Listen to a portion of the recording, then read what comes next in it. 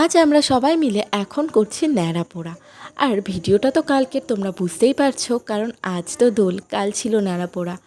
যাই হোক, কালকে আর ভিডিওটা আপলোড করা হয়নি, আজকে এই ভিডিওটা আপলোড করছি। তো দেখো, এই যে এখন আমাদের ন্যাড়া পোড়াকে মানে ন্যাড়াকে পোড়ানো হবে। আর বাচ্চারা দেখো বদমাইশি করে ন্যাড়ার পকেটে কি গুজে দিয়েছে, তো দেখলেই এখন দেখো ন্যাড়াকে পুজো দিয়ে দেওয়া হচ্ছে। তো ফাইনালি এখন ন্যাড়ার গায়ে আগুন দিয়ে দেওয়া হবে।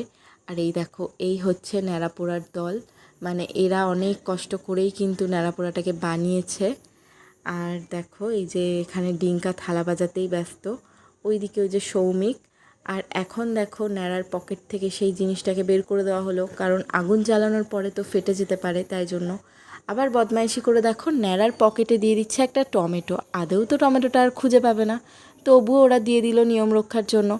এখন তো দিয়ে দিল ন্যাড়ার গায়ে আগুন, আর দাউ দাউ করে ন্যাড়া পুড়ে গেল। ওদিকে তো ন্যাড়া পুড়ছেই, আর এদিকে দেখো সবাই কি করছে, চলো একটু ঘুরিয়ে দেখাই। তো ন্যাড়াটা কিন্তু খুব তাড়াতাড়ি দেখো খুব সুন্দরভাবে পুড়ে গেছে, আর দেখতে কিন্তু ভীষণ ভালো লাগছিল।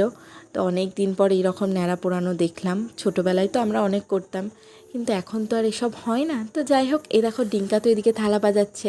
আর ন্যাড়া পোড়ানো হওয়ার পরে আমাদের এখানে হচ্ছিল আলু কাবলি মাখা।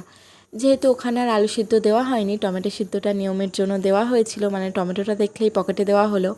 তো তারপরে বাড়িতে এসে আলু কাবলি মাখালাম, সবাই মিলে এটাই খেলাম।